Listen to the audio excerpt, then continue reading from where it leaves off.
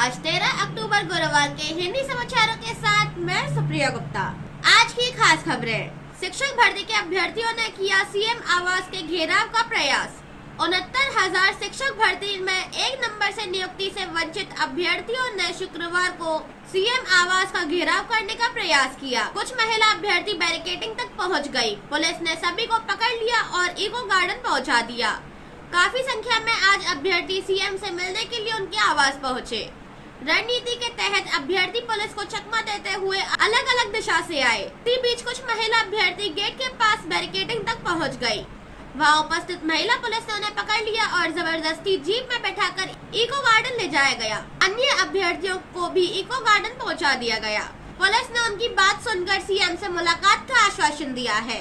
बृहस्पतिवार को ही इन अभ्यर्थियों ने बेसिक शिक्षा राज्य मंत्री स्वतंत्र प्रभार संदीप सिंह के आवास का भी दोबारा घेराव किया था। अभ्यर्थी सुप्रीम कोर्ट के आदेश के अनुसार उनके परिणाम में एक नंबर जोड़कर फिर से रिजल्ट जारी करने और नियुक्ति देने की मांग कर रहे हैं। इसके लिए वह 66 दिन से इको गार्डन में धरना दे रहे हैं। अगली खबर, देसी विदेशी फूलों से सजेगा माता विंध्यवासिनी का दरबार। विंध्य कॉरिडोर की भव्यता के बीच शारदीय नवरात्र में माता विंध्यवासिनी का दरबार रंग बिरंगे फूलों के अलावा थाईलैंड के आर्किड फूलों से सजाया जाएगा। फूलों के रंग और सुगंध श्रद्धालुओं के आकर्षण का केंद्र होंगे। चेन्नई, देहरादून, बेंगलुरु और कोलकाता से फूलों के साथ आए कारीगर सजावट की तैयारियों में जुटे हैं।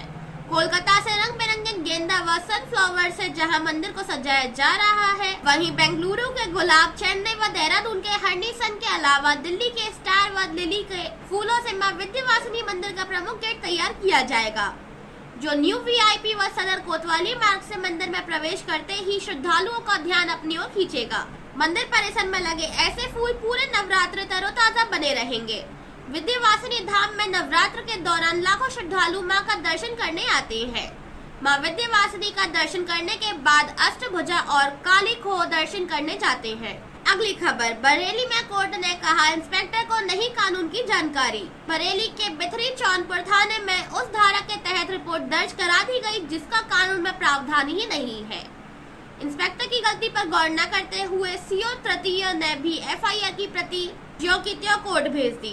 एसीजेएम रवि कुमार दिवाकर की कोर्ट ने न सिर्फ इस खामी को पकड़ लिया बल्कि दोनों अधिकारियों को यह कहते हुए 18 अक्टूबर को तलब किया कि क्यों न माना जाए कि आप दोनों को कानून की जानकारी ही नहीं है। बिथरी के सैदपुर खुजरिया निवासी तौकीर रजा खान ने थाने में गांव फरीदापुर चौधरी के जफीर अतहर व शोएब मोहम्मद के खिलाफ अमानत में खयानत मारपीट के आरोप में तहरीर दी थी।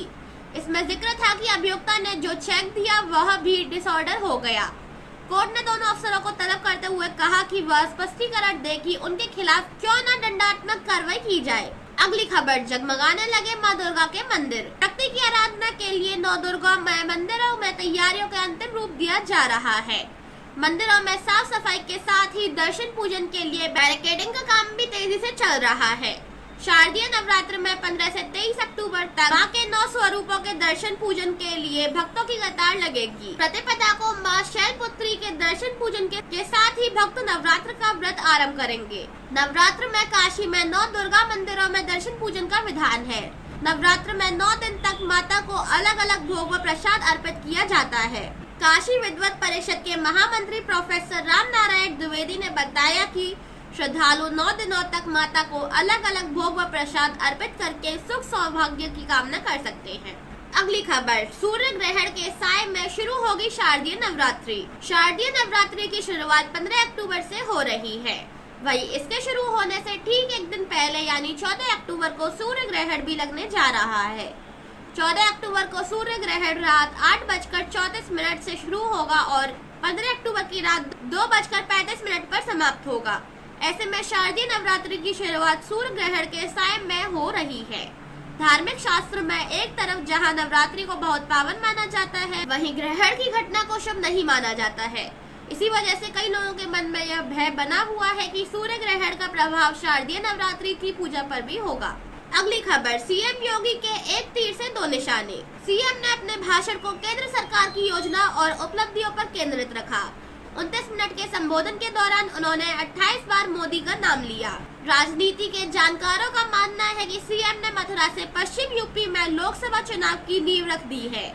पीएम का 28 बार नाम लेना इस बात का साफ इशारा है कि अगले लोकसभा चुनाव में पार्टी प्रदेश में उन्हीं के नाम पर जनता के बीच जाएगी। दीनदयाल धाम को वेटरनरी विवि से जोड़कर अनुसंधान को बढ़ावा देने का ऐलान, फरा में मिनी स्टेडियम का ऐलान, मथुरा के पारंपरिक साड़ी उद्योग के अलावा रेडीमेड गारमेंट्स के सेक्टर में भी यहां संभावनाएं तलाशते हुए यूनिट स्थापना और मथुरा को इस उद्योग का हब बनाने का ऐलान लोकसभा चुनाव में मतदाताओं को लुभाने की नीति का हिस्सा रहा। भारत माता के जयकारे की बजाय बांके बिहारी, यमुना मैया, राधा रानी और कृष्ण प्रिय गौ माता के जयकारे के साथ की ब्रज के लोगों में सीएम की जुबान से लगे इन जयकारों ने जोश भर दिया।